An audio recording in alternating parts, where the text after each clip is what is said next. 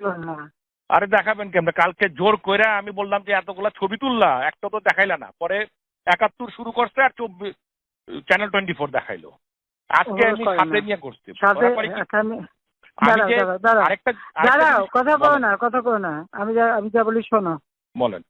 আমি যা বলছি থোড়া সা হাদিয়া দে দো। ঠিক আছে, ওইটা আমি মাথায় রাখছি। আজকে ডাইকে আমি বলছি, তাহলে আমি সব মাথায় রাখতেছি। হয়েছে কি, আমি বিএনপি জামাত জোট কথাটা যেটা বলছি, সন্ত্রাসীরা ওইটা কেটে দিয়ে আমার বাকিটুকু কথা বলতেছে, আপনারা চার্জ দেন, এতটুকু কেটে কেটে করে দিতে।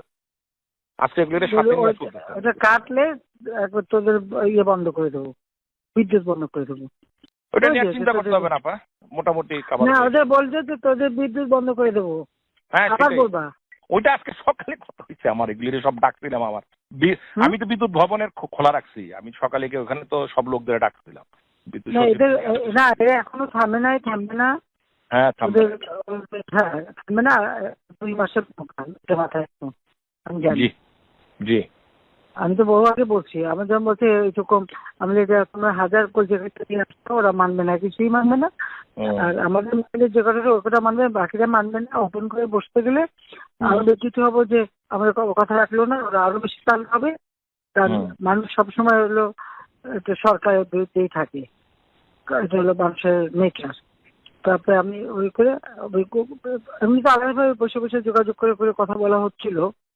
আমাদের মাইন্ড যে করে ওটা রাজি হলে ওই আমাদের শিবিরের যে করে ওটা রাজি হয় না। ওইটা দুজন আছে ওই জন্য এখন জামাত শিবির আর ছাত্র দল মিলে যে করছে, মানে বিএনপি আর জামাত যে করছে, এটা বারবার বলতে হবে, লিখতে হবে। আর বিদেশে পাঠানোর ব্যবস্থা করবো কিছু, কারণ বিদেশে এই খবরটা যাচ্ছে সব কি ছাত্রলীগ আর ইয়ে করে। ছাত্রলীগ তো কিছু করে, ছাত্রলীগ মাইকে বেড়ায় চলে আসে, আমরা বেড়ায় চলে আসবো, বেচারাদের কিচ্ছু নাই, কাপড় নাই, চুপড় নাই, আমরা এক কাপড়ে দেখছি আমি। মানে আবার আমার সমস্ত ইয়েগুলি মানে সার্টিফিকেট সব আছে, আমরা ওগুলো আবার পাওয়া যাবে। তোমাদের কাপড় চোপড় কি লাগে ব্যবস্থা করে দেবো, একটু ব্যবস্থা করো। হ্যাঁ, সব ব্যবস্থা করবো আমি, অসুবিধা নেই। জি আপা, আসসালামু আলাইকুম।